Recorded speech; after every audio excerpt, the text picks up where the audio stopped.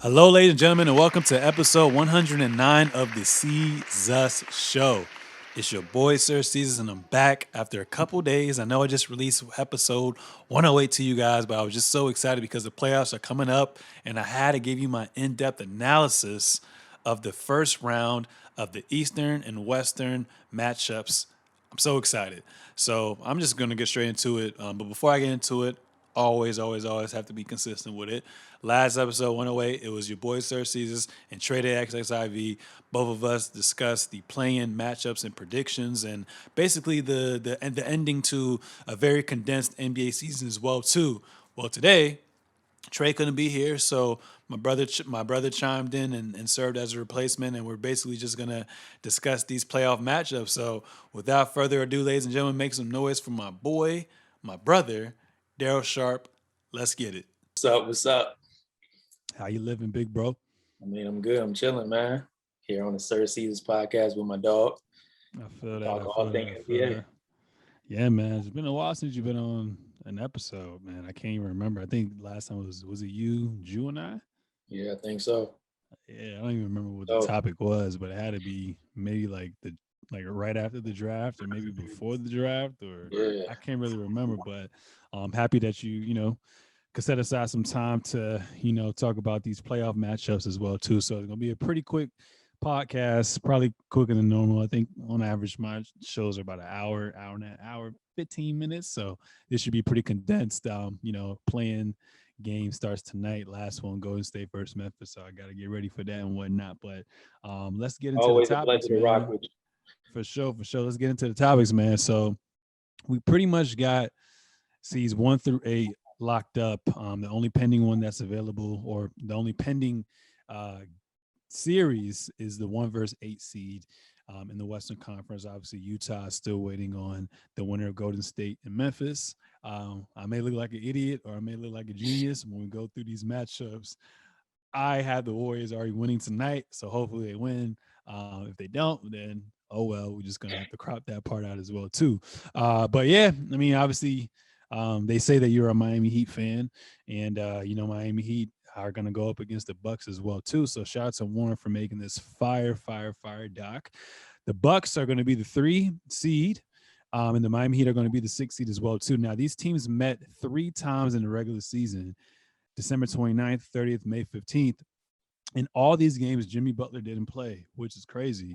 As you all know, Miami Heat battled a lot of injuries and a lot of COVID protocols as well too. So at one point, they're one of the worst teams in the Eastern Conference and one of the worst teams in the NBA in general.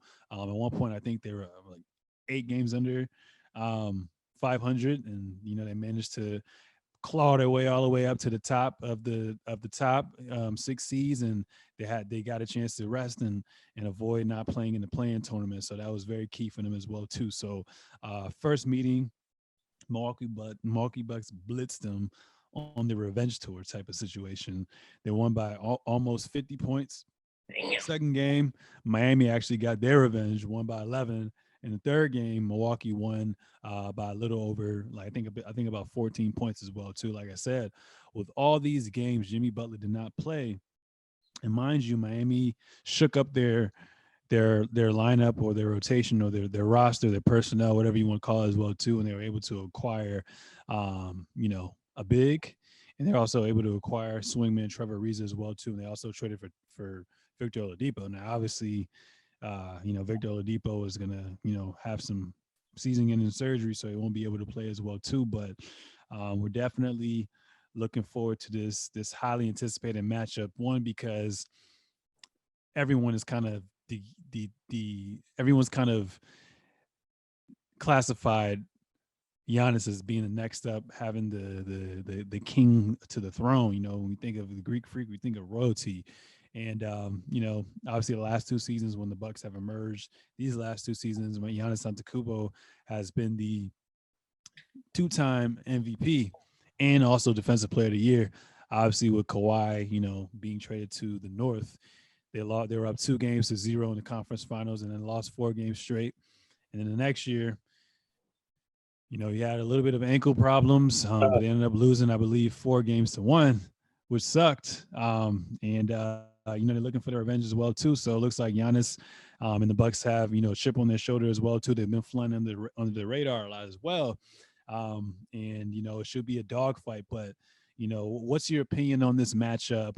What do you think is going to take for both teams to, you know, get to the top? And then at the end of it, who do you have winning and in how many games? I think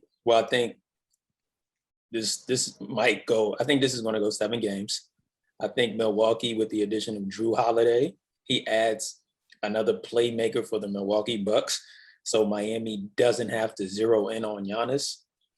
I think for Milwaukee, is going to come down to, is Giannis going to be comfortable knocking down outside jump shots consistently? Because Miami is going to play their zone. They're going to throw a crazy zone at him, and they're going to say, have you improved since the last time we met? And if he hits those jump shots consistently, I think they beat Miami. I think with Miami, how are they going to,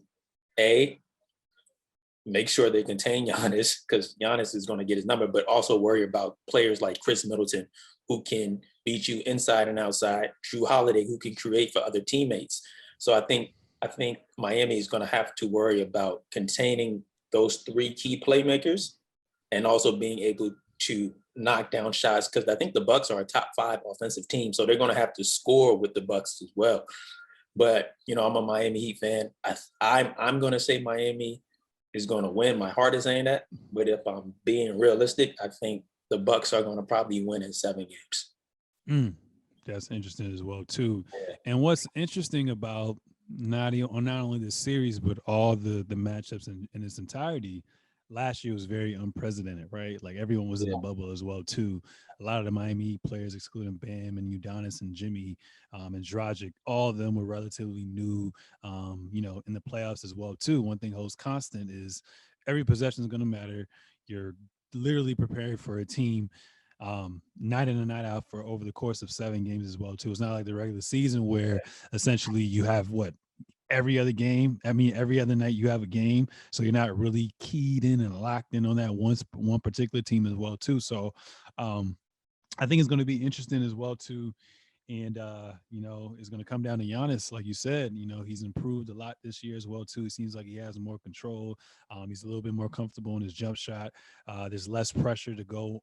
You know, Chris Middleton as well too, with, like you said, the acquisition of not only getting Drew Holiday, but also they picked up PJ Tucker, who has that, you know, championship caliber DNA that you need as well too. And they also picked up Bobby Porter. They picked up Brent Forbes. So they have a lot of moving pieces that I think that will help them to, you know, get to where they need to be.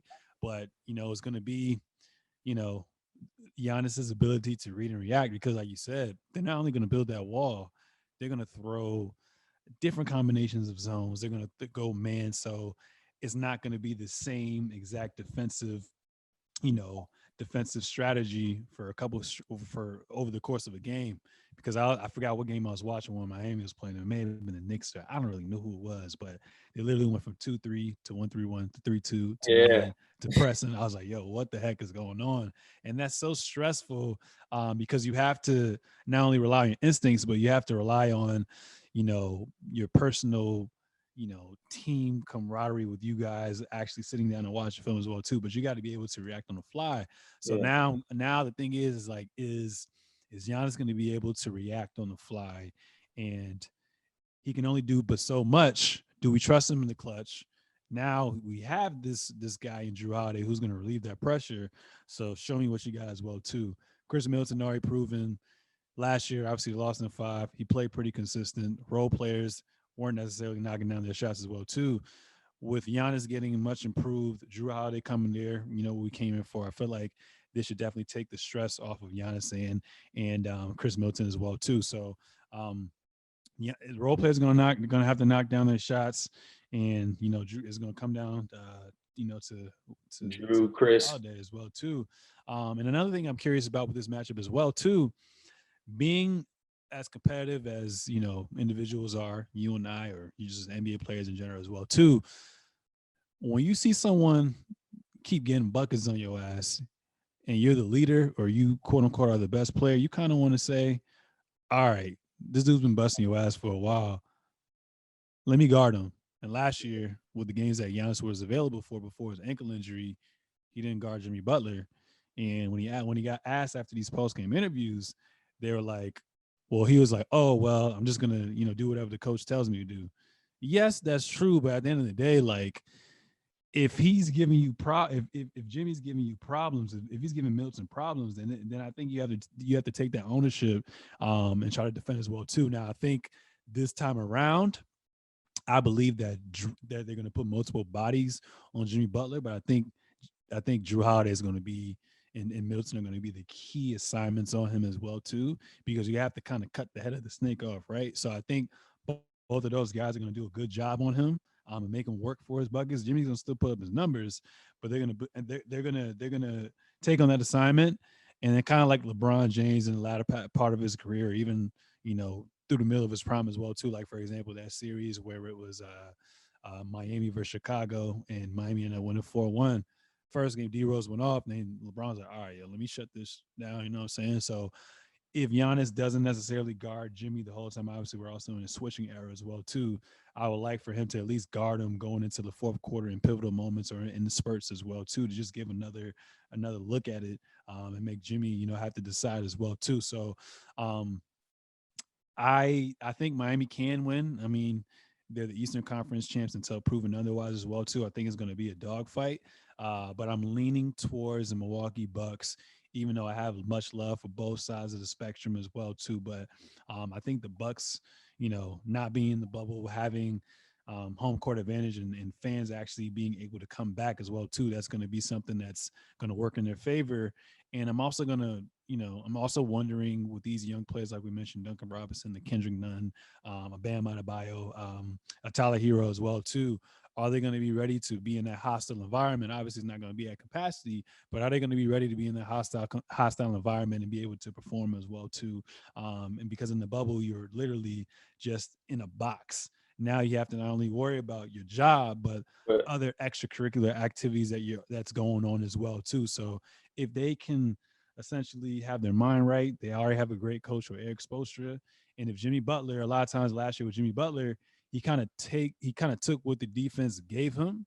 And instead of being that guy that's in attack mode right away, he was looking to get everyone else involved. And then he's like, all right, well, now it's time for me to score since people don't got it going.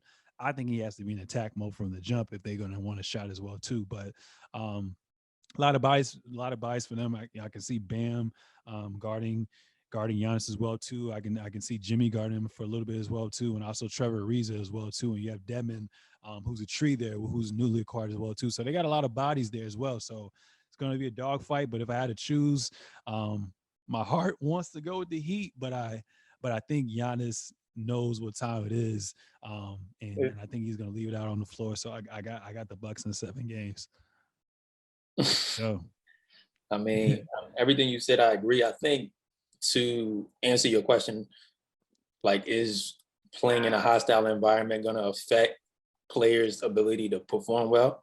I don't really think that matters. These are all professional athletes. They played in arenas with 20,000 plus people screaming at them before.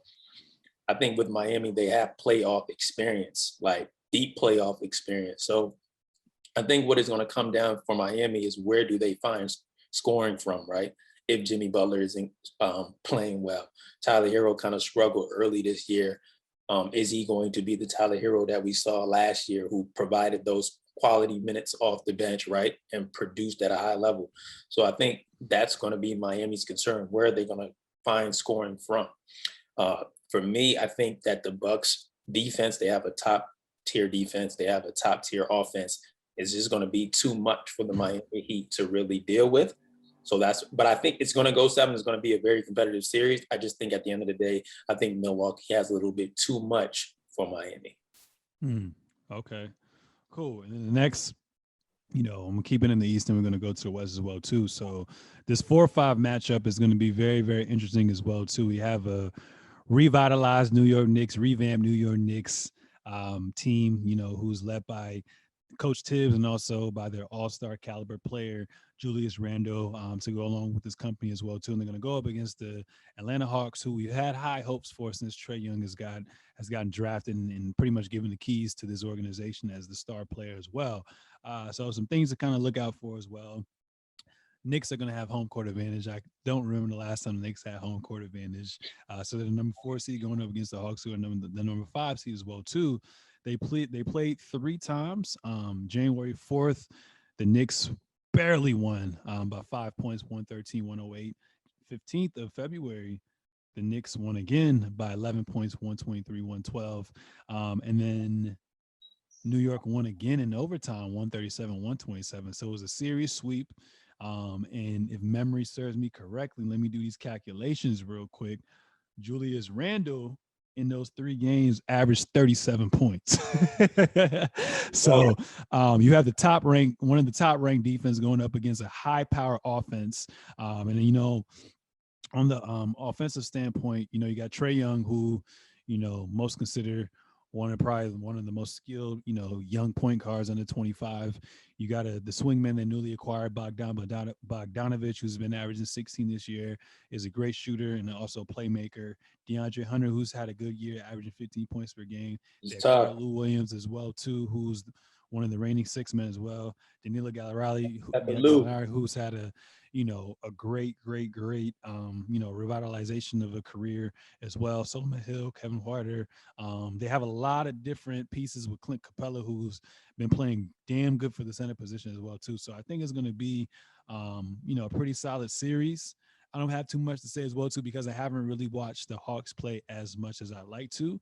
But towards the end of the season, I started watching the Knicks as well too, and they do have an identity in which I think the Hawks don't necessarily have one. But you can also argue that once Nick McMillan, shout out to Nick McMillan, got promoted to coach, they turned their season around as well too. And I think when he took over, I think they were like 27-12 or some record like that as well too. So it's crazy because it's like, yo, who are you gonna lean on? You know what I'm saying? And who do you got? Who do you got winning this matchup? Like, who are you going with?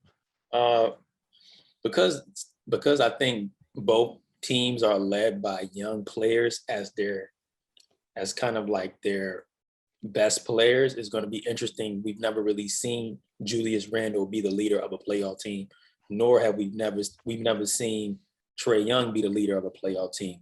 But I think what the Knicks can lean on is Tom Thibodeau and his defensive strategy, and having a playmaker like Derrick Rose, who's been in competitive playoff battles to really kind of dictate and really keep that team at a level of high competition for the playoffs. For the Atlanta Hawks, it's going to be interesting to see how Trae Young really plays in a playoff setting, like his style of play, his playmaking ability, when teams really get an opportunity to really zero in on his game. So I think Atlanta Hawks have a lot of good young pieces.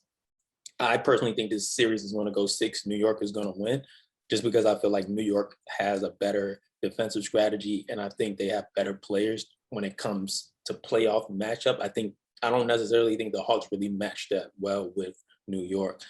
I think you can put Trae Young in a lot of different pick and roll situations and really exploit that matchup from the New York Knicks side.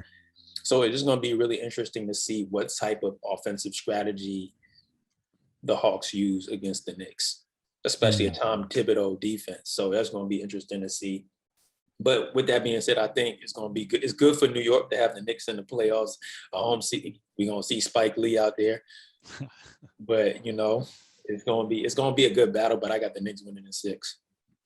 Yeah. I kind of agree with you as well too. Knicks winning in 6.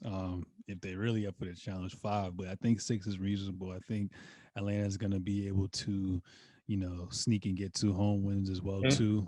They're one of those teams where they're kind of like Portland, right? Where in order to beat you, we got to put up at least 115, 120 points as well too. So they can find themselves 1 or 2 nights just getting hot from the 3-point. Just kind of, rot them out as well too. But like you said, I'm still sticking to the philosophy of defense wins championships. You have Coach Tibbs, who's been deep in the playoffs as well too. You have veterans on that team with Taj Gibson and Derrick Rose and Bullock and all those boys as well too. So when it comes down to crunch time, I think the Knicks are going to be able to get those defining stops. And I think Derrick Rose and the emergence of Julius Randle, I think they're going to take them over the hump as well too. So I agree with you on that end. Moving on to that, we got the 2 seed in the, Brooklyn Nets going up against the 7 seed in the, the Boston Celtics. So Very, very interesting matchup, man. It's a little bittersweet because I have so much love for Tatum, and so much love for them boys over in Boston, but we got to be realistic. You know what I'm saying? Jaylen Brown's hurt.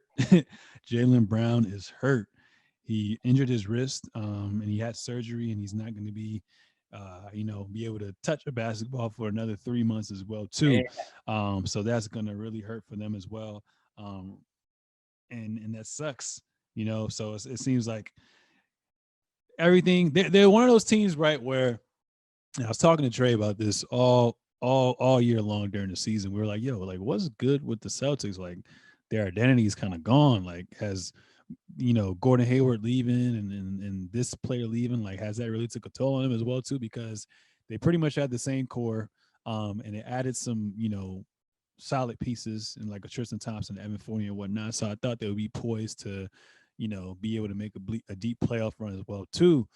But with Jaylen Brown going down, that kind of hurts as well too. But they're one of those teams, even when they're having an up and down season, I thought because of their past history with going deep into the playoffs, because I think Jason Tatum has been in the conference finals twice now since he's been a rookie.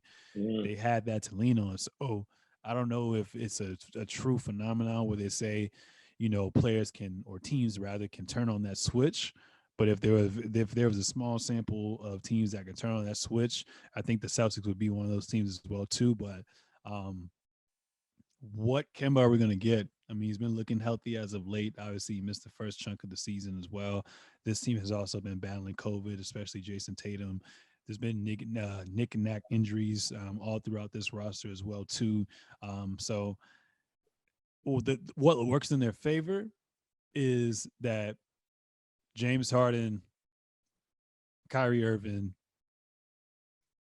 and Kevin Durant have only played 8 games together this entire season as well too. So it could be that situation where, when Boston from 2000, I believe 2007-8 season, when they first assembled, they had their struggles in the playoffs, right? In the first round, second round, they won 7 games, and then they finally, beat Detroit in 6 games before going on to play the Lakers and beat them in 6, I believe, as well too. So my thought process is they may have some instances where they have some growing pains, and that may show as well too. Like I said, even though Jaylen Brown is out as well too, I still think the Celtics can win you. I think Kemba and Jason Tatum with with the Nets not having a defensive identity, I think that if Boston's doing what they're supposed to be doing on the offensive end, because we know they play pretty sound defense as well too, they'll at least put themselves in position to steal a game or two. And I think most games are going to be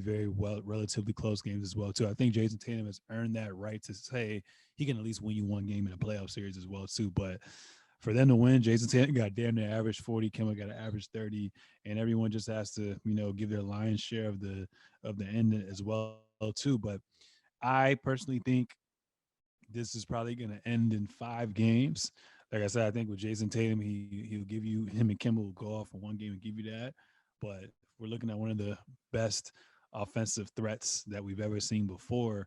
The Nets just have everything that they need to get over the hump, at least in this round. With James Harden being fully healthy, obviously he battled a hamstring injury. All these players on the Nets have battled injuries, been in and out the lineup, COVID protocol, everything you can think of. But more importantly, their big three is healthy. So when you have James Harden being the quote unquote director, and then you have the main stars and Kyrie, and you have Kevin Durant, as the leads taken away.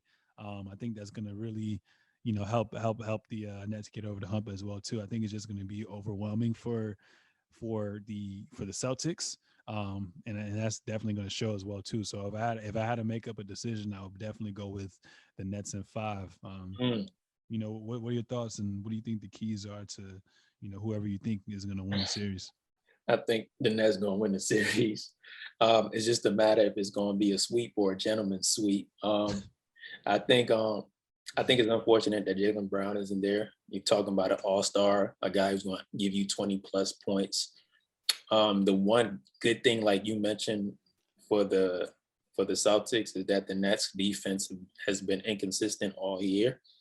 So if they keep the game close, they'll probably be able to, if they execute down the stretch, be able to pull out one game.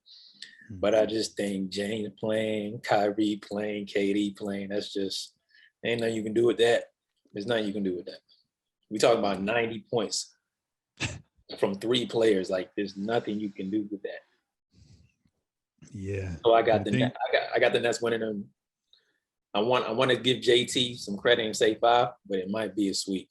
It might be a sweep for sure, man. And the thing is, James Harden is back. You know what I'm saying? Yeah. If it was just Kyrie and KD, I may say 6, because James Harden literally is the head of the snake on that team as well too. And you can stagger minutes now where you could have a James Harden come out early, you know, in the first quarter. Then when the second quarter start, he just runs the unit. He runs the show with the second unit as well too. You know what I'm saying? Kind of like how his role has always been in Houston. He's going to do the same thing as well over there as well too. But like you said, you got 3 superstars. History will tell you the team with the most talent 9 times out of 10 always wins as well too. So, yeah, I got them winning in 5. But like you said, I wouldn't be surprised if it's a sweep. Is it going to be a sweep, or is it going to be a gentleman's sweep as well too? Shout out to the Washington Wizards, man. They've battled a lot this entire year. Like I said, injuries and COVID have really messed them up as well too. At one point, they're, I think, 13th in the East. Yeah. And you know, this past Sunday they played the Charlotte Hornets, made a heroic comeback, and were able to clinch that 8th seed. They could have got the 7th seed to go play up against the Nets in the first round. That would be a nice headline, KD versus Russ again. But obviously Jason Tatum went for damn near 50. And, you know, they're able to get their revenge yesterday against the Pacers and blew them out in fashion as well, too. So this should be an exciting matchup as well. But like I told you off air in our group chat, it's set up for Philadelphia to get to at least the conference finals. You know what I'm saying? So they're the number 1 seed for a reason. As much as I love Russell Westbrook and as much as I love Bradley Beal, I think from a coaching standpoint, Doc Rivers is head and shoulders above their coach. Personnel standpoint, head and shoulders above as well too. And then when you just deduct the superstars, the role players are better. They just have everything that essentially the Wizards lack as well too. And it seems to me with the Wizards, they're a high scoring team too. They can score with anybody, but they're one of those teams who thrives off of getting, you know, a lot of points and generating a lot of points in the open court and transition as well too. But I think when you kind of limit them and the game slows down and they're in a half court set, that's when they're going to struggle to score as well too. And with Russ's inability to not shoot, I know we're not always supposed to kind of focus on what you can't do and focus on what you can do, but in this case, his lack of shooting is definitely going to affect them as well too. And they don't have any form of defensive players that you can kind of lean on and say, oh, this guy's going to help me get stops. Rui's not known for his defense. Russ defense has, you know, dipped down the past couple of years. Bradley Beal, we forgot, is on a bummy hamstring right now. David Bertans, although he's a sniper from the 3, he don't play no defense. Daniel Gafford is their big, don't play no defense. Ish Smith, great 6-man, kind of remind me of Lou Williams. No one plays no defense as well too. So in order for the Wizards to win, I think they're just going to have to be lights out from 3. Russell Westbrook is going to have to find a way to be efficient and not turn the ball over when it matters most as well too, because they've matched up 3 times this year. And Washington has lost every game, but you know they've been high scoring games. One game it was 127 101, another game 141 136, another game 113 107 as well too. Bradley Beal went for 61 games. We don't remember that as well too. So it's going to be interesting to see what happens. But I think if I am Coach Doc, knowing that I have defensive-minded team, you arguably have the Defensive Player of the Year candidate in Ben Simmons, and you also have another Defensive Player of the Year caliber playing Joel Embiid as well too. I'm thinking, who do you start Russell Westbrook on? Because with this is the series where like I said, you focus on what you can do and not what you can't do. A lot of people always like to knock Ben Simmons for his 3-point shooting ability or just his inability to shoot consistently. But I think if Ben Simmons isn't required to really score on the offensive end and he's just going to be the playmaker, get his teammates involved, and play style defense, I might have him on Russell Westbrook and just kind of shut that shit down. Like, I mean, you can't quote unquote shut someone down, but you can make it very difficult for someone, especially with this someone in Russell Westbrook can't shoot the ball. So I'm thinking they're either going to start Danny Green on him and put Bradley Beal on Simmons, or they're going to do vice versa around. But I'll probably start with Ben Simmons on Russell Westbrook from the jump, because if you can take away easy looks for Russell Westbrook to get to the basket, easy looks for Russell Westbrook for a player rolling or whatnot as well too, you might start with that. Or if you want Russ to do what he does but neutralize Bradley Beal, then you put Ben Simmons on him as well too. But I think, they're the number one seed for the reason. Joel Embiid's had an MVP caliber season. There's no answer for Joel Embiid in the block as well too. Even if he gets double teamed, he has Seth Curry, he has Tobias Harris, he has Danny Green, he has a lot of players off the bench as well too. So from top to bottom, Philly's the better team. As much as I love Russ and Beal, I got to sweep. Damn. Damn, bro. I think for the Washington Wizards, they're gonna have to run. They're gonna have to get all their buckets in transitions for real. Like, before Philly can set up their defense, they're gonna have to just be going. I think Russ can do that. I think they're gonna have to play defense by committee. Like, everybody gonna have to help out on Embiid, Tobias. They're probably gonna leave Ben Simmons open for jump shots. But Sixers got so many offensive weapons. They got Danny Green. They got the other Curry, young Seth. So I think for the Wizards, it's unfortunate because Bradley Beal does have a hamstring injury, so he's not going to be 100%. But they're going to have to get out there and grind it out. They're going to have to get buckets on the transition. I got Philly winning in 5 just because I feel like Russ can give you one, triple-double masterpiece, a 30, 15, and 18 game. So I got the Wizards winning 1 game. And Philly just got to play like how they play all season. And this should be an easy glide to the second round. For sure. We're going to see.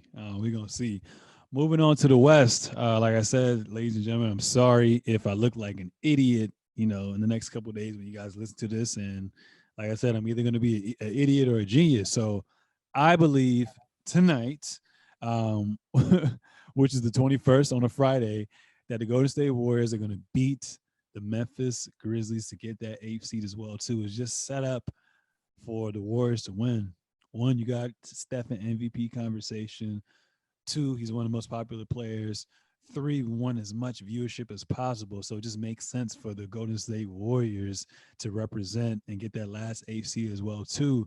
And 4, Warriors have just been on a roll as well too. Obviously, they lost to the Lakers by 3 points by that crazy 3 by LeBron, but everyone's playing at an all-time high. Chemistry seems to be at an all-time high, so I expect them to go up against the Utah Jazz as well too. So this is going to be a very, very, very good series as well. You have an MVP player, 3-time champ, best shooter, in all facets, and Steph Curry, with this team going up against the most consistent team from the start of the season to the end of the season in the Utah Jazz as well too. So Utah, known for their defense, they have their identity. They have a lot of depth. They have a great coach as well too. So my question for you is, if these teams meet up, which I'm 99.9% confident that they will, who do you have winning? How many games? What do you think the key is going to be? Well, I want to say, Memphis is going to be a tough matchup, but if it is the Warriors versus the Utah Jazz, that's a tough one. You got to play Steph Curry first round. I think with Utah, Donovan and Mike Conley coming back, they haven't played in a while, so I don't know how their chemistry is going to be. Right? They've still been able to win games, but adding Donovan Mitchell back and Mike Conley back, those are 2 dogs that are going to put pressure on the Golden State Warriors. Now, with that being said, from what I've seen when the Warriors played the Lakers, they are a very good defensive team. With Draymond has been a beast on the defensive side of the basketball. Mm-hmm. And then it's like, what are those role players? What is Andrew Wiggins going to do? Is he going to be a player? And he's been consistent all year. Shout out to Andrew Wiggins. Is he going to be able to help Steph Curry? Because Steph going to get his. Steph going to get you 30. Is Wiggins going to get you 20, do his thing on the defensive side? I think this series is going to go 6. I just think Utah has so many weapons. They got Donovan. They got what's his name? Conley. They got so many dogs. So I don't know if the Warriors beat the Utah Jazz upset. Yeah, I tip your hat to the Warriors, Steve Kerr and Steph and Draymond and dogs. But that would be a tough one. I think Utah is just so complete as a basketball team. I think they're gonna get them out of here though. If that's the matchup, don't sleep on Ja Morant and the Memphis Grizzlies. Yeah. All right. So we'll do 2 things. So you gave me your thoughts on that. Now let's say if Memphis were to get that 8th seed, tell me how that pans out. That might be a sweep for Memphis. Utah gonna get Memphis out of here real quick. The same Utah that blew a 3-1 lead to the Denver Nuggets last year. I think that blowing that lead just kind of inspired them to not take moments for granted anymore. So you're gonna see. I think Donovan Mitchell has been on a mission since him and Shaq had that little altercation. Well, really no altercation. It's just an old head versus a new school cap type dude.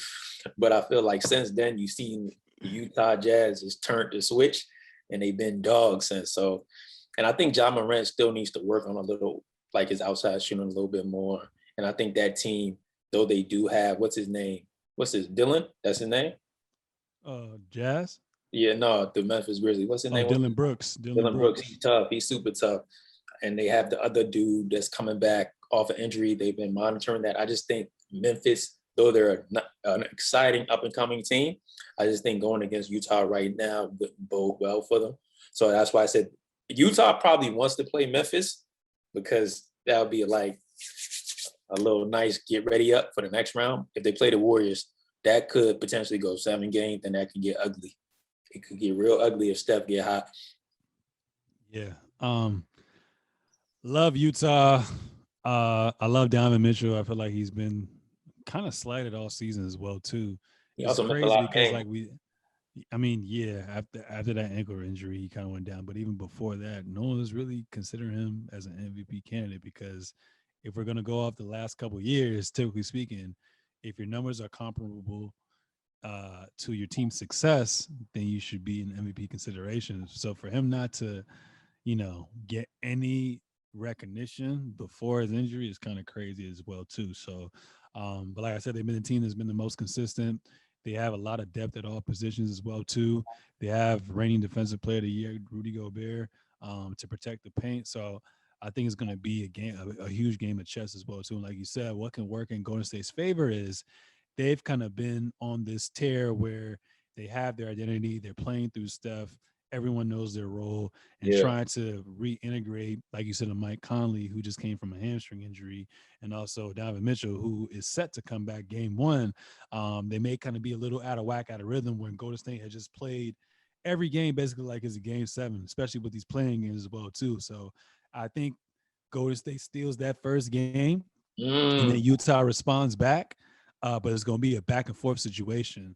And I think home court is definitely going to prevail because I think Utah, out of all the teams in the playoffs, they have the most fans. They have the largest percentage of fans who can attend games as well too.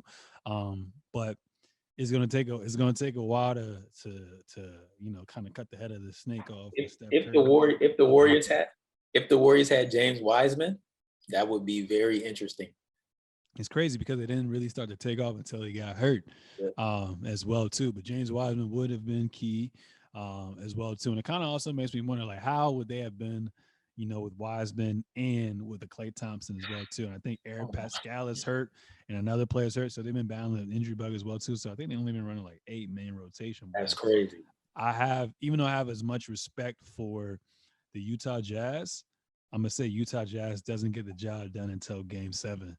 That's how confident I am in Steph being able to at least have them tested and strike a little fear in the Utah Jazz as well too. So I got the Jazz in 7. 7. Now, so moving on from that, We got the 3 seed in the Denver Nuggets. I love my Nuggets. We talk about our 2K battles later. Going up against the 6 seed in the Portland Trail Blazers as well, too. So you got Dame Dollar, going up against Nikola Jokic, who looks like he's going to end up being when it's all said and done, regular season MVP as well, too.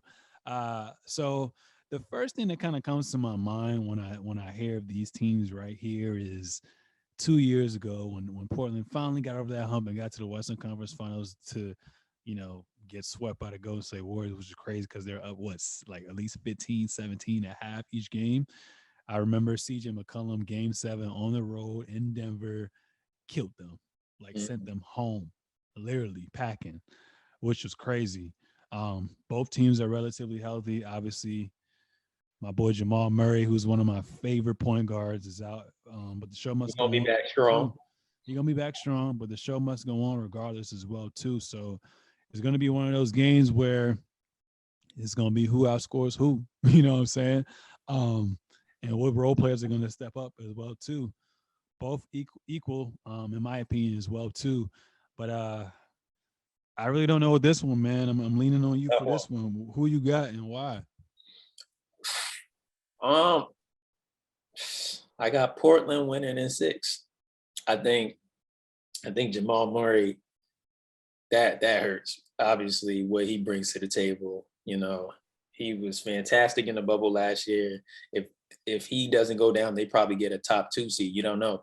But I think Dame, CJ, Melo, Nurk back, Covington, I feel like they have a starting 5 that's going to put pressure on the guys. Like, I think Denver's starting point guard, I don't think he can handle a Dame or a CJ or even a Melo coming off the bench, giving them like 15, 16, getting buckets off the bench. I think Joker is going to play great. I just don't think that they have enough to really slow down the Portland Trail Blazers. Now, on the flip side, Portland plays no defense. So they're always going to allow a team to be in the game because their defense is so atrocious. So, again, if they had Jamal Murray and their defense was this bad, I got Denver winning in like 6. But I feel like because they're missing their star point guard, and Joker is going to have to do a lot to get them scoring. And I've never seen Gordon really in a playoff setting like that really take over. Now they do have Michael Porter Jr., who's been playing exceptional basketball, and I think he's going to be a great piece for them in this series.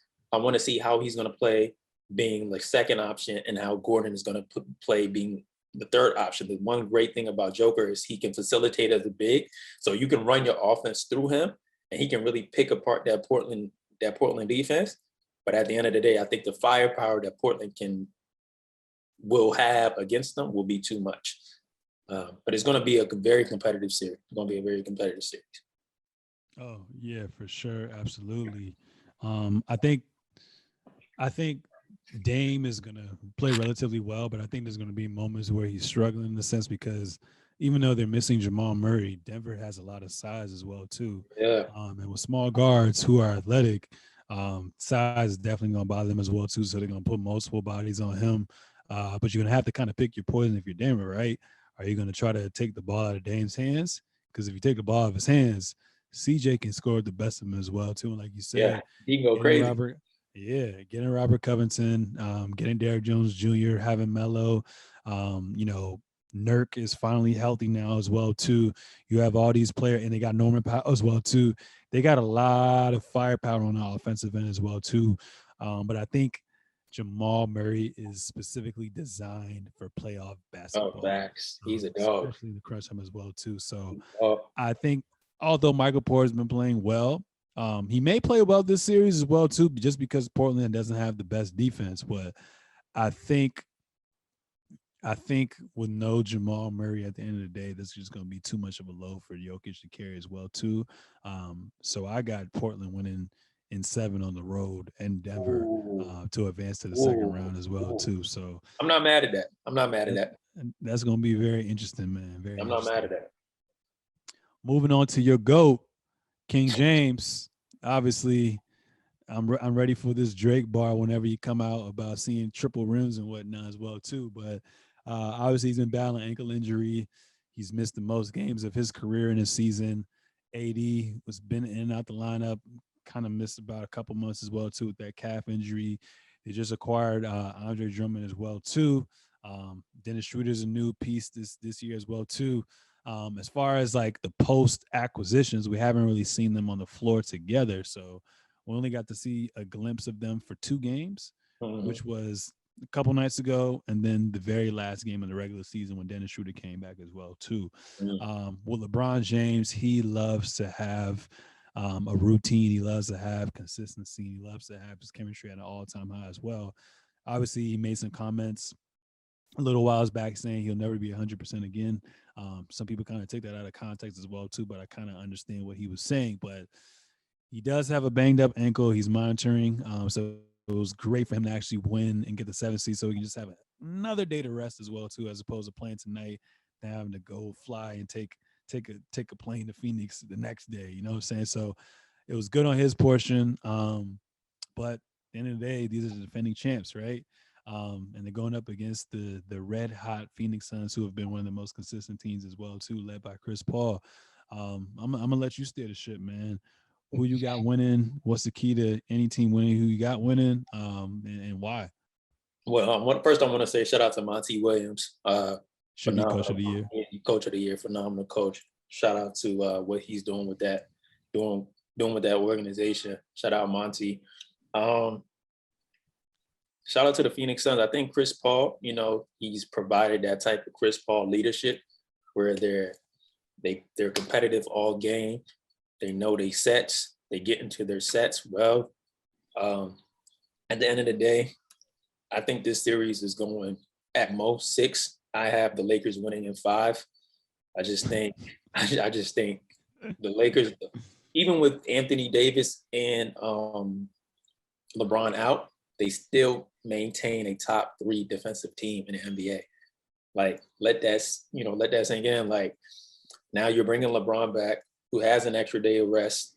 Anthony Davis, outside of that bubble game, has been playing really well. You got Dennis Schroeder back with their top 5 defense. I think the Lakers beat them without LeBron, right? They beat Phoenix without LeBron. Now he's coming back. I think Phoenix has had a phenomenal year. This is kind of unfortunate because the Lakers really are a top 3 seed. This is a team you'll probably play in the second round or probably the Western Conference Finals. But I just think like LeBron isn't losing in the first round to nobody. He damn sure ain't losing to them boys in the first round. I think it's going to be a great learning experience for Devin Booker. Devin Booker, a slept-on superstar. He's going to do his thing. They're going to throw a lot of bodies at Devin Booker, Caruso, KCP. Bron probably going to guard him on some sets. But at the end of the day, I just think the Lakers defense is going to overwhelm Phoenix. And I just think Phoenix doesn't really have a lot of, outside of Devin Booker and Chris, who can really generate their own offense. Like, Ayton is tough, but he's going to go up against Anthony Davis, who's a dog defensively. Drummond, who's a dog, who can be a dog if he wants to defensively. I just think that the Lakers are the defending champion and they're getting healthier at this time of the season. I just think it's a bad draw for the Phoenix Suns. I just think they don't have enough for the Lakers. And the Lakers are probably going to win in 5, at most 6. Yeah, and it's crazy because we're talking about how dominant the Lakers defense is when Phoenix numbers wise is right behind them essentially as well too. They've been one of the best defensive teams as well. But I think what's going to be constant is 2 things. I think Chris Paul, he's obviously earned that. He's always been consistent. It's just been unfortunate with injuries or just bad matchups as well. And then also, even though this is Devin Booker's first taste of the playoffs, I think he's just one of those players where you kind of just know by his DNA. Yeah, your dog. Going to phase him, and like you say, your dog, and he's just going to put up his numbers or surpass his regular season numbers as well too. So, why I got the Lakers is because they're defending champs. They have more size. They're a top defensive team. They got LeBron and AD, who would be the two best players on the court at any given time. And a lot of the Phoenix Suns players haven't really been tested and haven't been in the playoffs as well, too. Yeah. Only people that come to mind for me is Jay Crowder, Chris Paul, and I think that's it. In my head right now. And then you have hella bodies, for DeAndre Ayton. I think he's gonna be the one that has an up and down series. If he plays well, they have a shot. If he don't play well, I don't really think they have a shot as well too. So, Mikal Bridges, really good, really great shooter, Really great good. playmaker, Yeah. solid defender. Cameron Johnson, great shooter. Dario Saric, stretch big, solid. Cameron Payne, who's been better as of late. They got Torrey Craig, who's a 3-and-D player. Frank Kaminsky, who's a stretch big 7. They got some nice pieces, They but got pieces, for sure. I just feel like the Lakers just have too much on the line not to win as well too. So even though Phoenix is the number 2 seed, I think they're going to still be able to play free. But the two best players in the NBA since I've been watching basketball at controlling the flow of the game is LeBron, and it's Yeah. also CP3. So it could be, even if it's a gentleman's sweep, go 6 games, 7 games, whatever you want to call it. If it's a sweep, gentleman's sweep, I think every game is going to be close For because sure. CP3 is just going to have his players put in position Yeah. to just be successful as well too. So it's going to come down to the role players, and just their ability to adjust game by game as well too. But I'm I gonna just say think that. what? I'm gonna say that if you're a basketball fan, this is the series to watch. Like just to see how Chris Paul manipulates offenses and how he gets to his spots, and then LeBron, how he puts pieces together. It's just gonna be fun. Like if you're a hoop fan, you're just gonna love to watch the chess match between Chris and LeBron back and forth. So I'm ready for it. It's gonna be unfortunate because the Lakers gonna win, but it's gonna be competitive every game.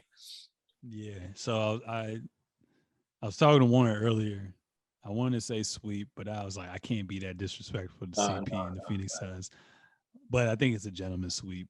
Like LeBron wants as much rest as possible and his off days, and then just to get ready for the next run as well Mm-hmm. too. So I think they're on a mission.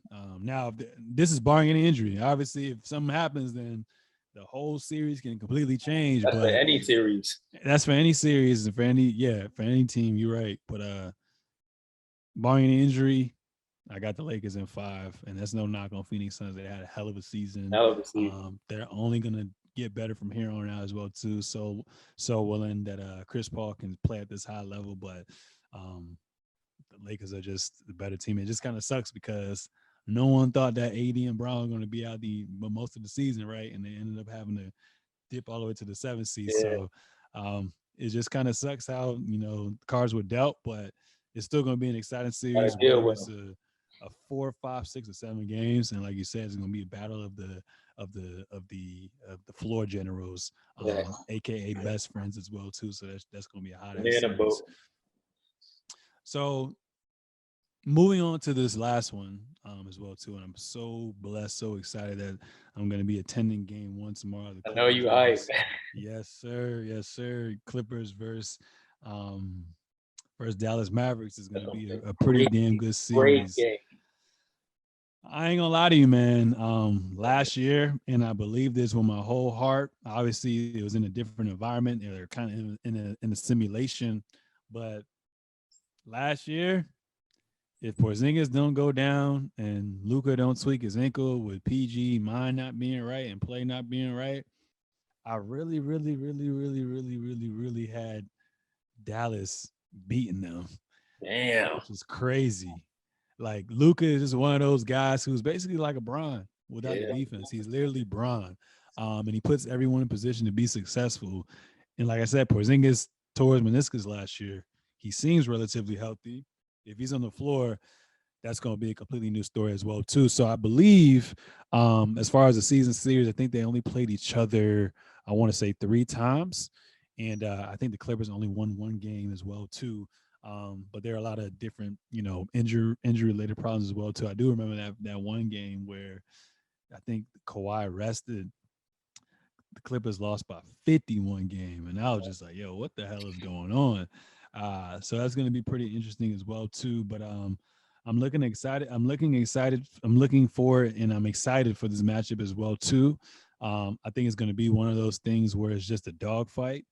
Uh, but man, I like the new, the newly acquired talent that the Clippers had. They were able to pick up Boogie Cousins as a free agent.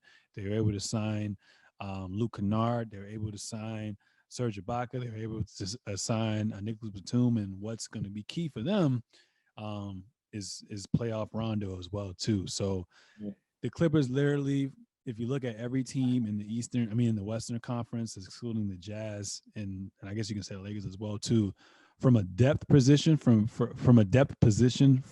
different positions, from the point guard to the forward to the center position, they have everything they need as well too. And I think the way that they kind of went out last year. They kind of been on their kind of revenge tour this year as well too. And I think with this time around as well too, we saw Kawhi. Obviously, if he didn't have a nagging injury, he was playing back-to-back games. Him and PG actually have a rapport together as well too, and it seems more potent than ever as well. And the role players are playing at an all-time high level. I think you're just going to have so many bodies to throw at Luka, so they might start Marcus Morris Sr. on him. Beverly might get a taste at him.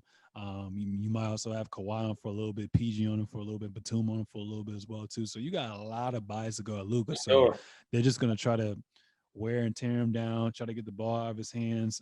He's still going to put up his numbers, but he's going to struggle with that. And then when you got Porzingis, Zubac has been playing well as of late, and Serge Ibaka is back from his back injury as well too. So you have someone to kind of offset that in a surge. But at the end of the day, I think PG is going to finally get that monkey off of his back in the first round. Is going to be one of the best players in this series. So with playoff Kawhi there, and like I said, just this new revitalized, new revamped team, I got the Clippers winning in 6 games. Damn. Okay. I think the biggest piece for the Clippers, for real, is Rajon Rondo. You get an opportunity to have a playmaker outside of Kawhi to really get Paul George into his spots, set him up for easy buckets. Kawhi can do his thing and not really have to worry about facilitating. And Serge is coming back, so that's going to be an added benefit. Like you said, they have so much depth, and they got players. If their heads in the game, they're going to be tough to beat. Now the thing with Luka is he's so talented. He's such an exceptional floor general. He keeps everyone involved throughout the game. Like he's playing chess as soon as tip-off starts. Like that's how he's with it. Like he's just different. So if Kristaps plays well and the role players do their job, knock down open shot, like Tim Hardaway Jr. knocked down open shots consistently when the Clippers go on their run, and the Clippers, they have a lot of length and size. Like they can have a lineup where the point guard is 6'5", and PG and Kawhi 6'8", 6'10", Serge 6'10". They can do that. They can add that size and quickness to really stop Luka from getting to his spots, right? Because they're so strong and lengthy. But in order for Dallas to keep it competitive, I think the role players are going to have to be exceptional. They're going to have to run. They're going to have to run, keep it up and down. I don't think Zubac, if Dallas goes small, I don't know if Zubac's really going to get that much touches or tick this series, just because he's a post player and he's not going to be able to run with those guys. But I have it going 6. I have Clippers winning. I have Paul George doing his thing. I think Paul George waited the entire season for this moment. And he might, in game 1, he might go off for like 40-something. I really believe that PG is going to be locked in. I feel like he's been waiting for this moment so long. It's like, let's hoop. I'm ready to. He's just going to be like, anybody that's in my way is a bucket. I'm a bucket. That's what it's going to be like. And if he does that, it's going to be tough for Dallas to win. It's going to be real tough. I got it going 6 just because I think Luka can steal a game in Los Angeles, but also win a game in Dallas. But I think the Clippers beat them in 6.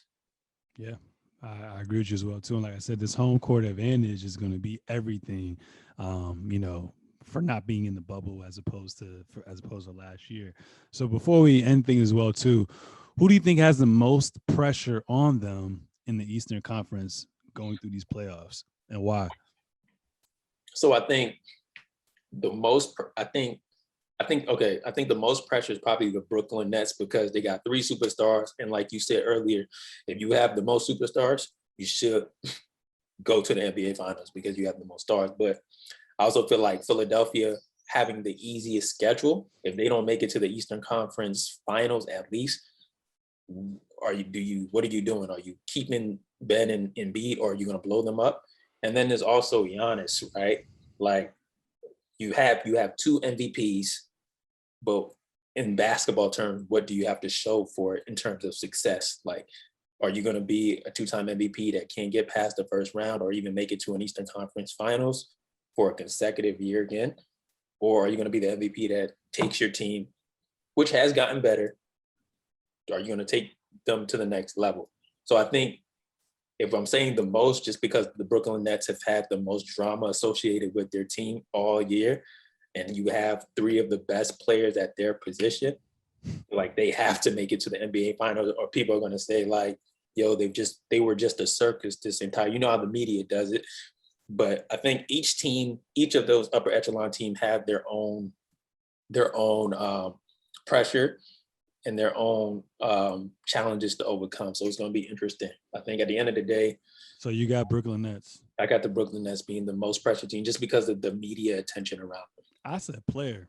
Oh, you said you can go with team. Oh, player? Ooh, that's tough. I think player is going to have to be. I feel like it's James Harden. Then James Harden, because he's the only superstar from that big three who hasn't won a championship, and he did all that. He did all that thing in Houston trying to get out. You know, people joke that he wore a fat suit to get out. So I think if he doesn't take Brooklyn to the next level and he doesn't win a championship, like it's not a bust on his career because he's a phenomenal player, but I feel like he's going to have the most pressure to get to that NBA Finals because he's the only one who hasn't been there but out of the big three. Yeah, I agree with you. As far as team, Brooklyn Nets, just because of the star power that they have as well too. I don't really put pressure on James Harden. He's literally in Houston. He has essentially the same coaching personnel, but it's like an alternate reality where he stays in Houston and somehow the GM managed to bring in KD and bring in Kyrie as well too. He's doing the exact same thing. And I think with KD and Kyrie being there, that takes less pressure off of him because he's not really called upon to score. He's just called upon to be the playmaker, be that vocal leader over there as well too. Most pressure, I was going back and forth between Joel Embiid and going back and forth between Giannis. I'm going to go not with Embiid because the way it's set up, in theory, they should get to the conference finals because you're going up against the Washington Wizards who are banged up. Then after that, you got teams who haven't really had that much success in the playoffs, haven't yet alone been in the playoffs, in the Knicks and the Hawks. And that's all you got to worry about to get to the conference finals. I got Giannis because, like you said, he's been an MVP the last 2 years, defensive player of the year as well too. Every year, our biggest knock on him is when you get to the playoffs, when the game's on the line, we're in the half-court set, when we take away those lanes for you to be aggressive and get to the basket, what are you going to do? He signed that Supermax. He got Drew Holiday. He got a couple of other core pieces that he needs with PJ Tucker, Bobby Portis, Brent Forbes, all these guys. So now it's like, show me what you want to do, and what better way to, get past that first round against the team that molly-whopped your ass last year as well, too. The only reason I feel that, but I'm gonna just say this real quickly. Sorry about the noise. I think Giannis, if they beat Miami, he just defeated the defending Eastern Conference champions, right? Then if you lose to Brooklyn, you lose to, three superstars. So like, you're supposed to do all that, but you just defeated the defending Eastern Conference champion, and then you went up against three super dogs. Like, what you want me to do, right? But I feel that. It's crazy, right? Because we saw the mini series with the Bucks and the Nets as well too. Obviously James Harden in play, but Giannis is like the best player in the league, which is fucking crazy.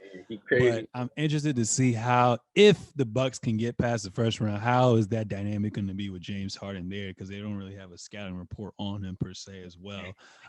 So they don't have no footage to kind of lean on as far as them going up against them.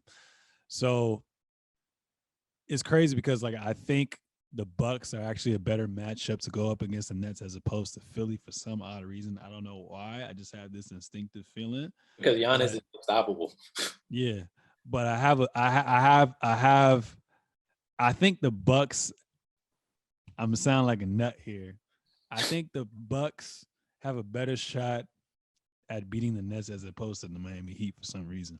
I don't know why. Did the That's Nets my have a gut bet? You feeling. say I said the Bucks have a better shot at beating the Nets as opposed to beating the Miami oh Heat. yeah, oh yeah. I'm, yeah. I think Miami's defense, them schemes they be switching can just confuse players, bro. It really they go from a 2-3-1-3-1 to a 3-2. Like I think James, Kyrie, and Kevin are smart. They'll figure it out and they can just outscore you.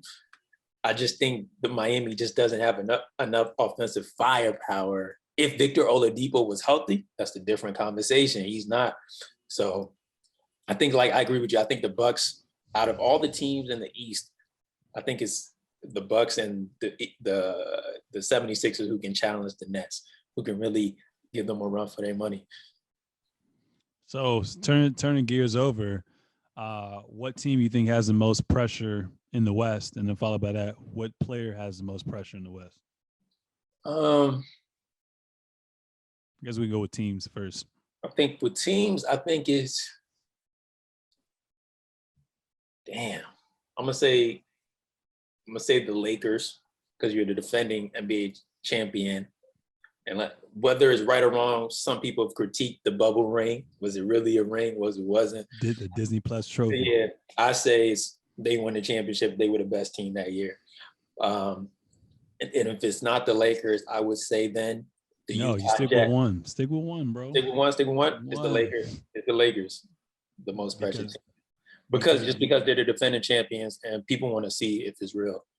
If you really want it, whatever that means, if you really want it for real, the bubble, we don't consider the bubble a true championship. People who say that are stupid to me, but you're the defending champion. You got to go out there and prove it again. You know what's crazy?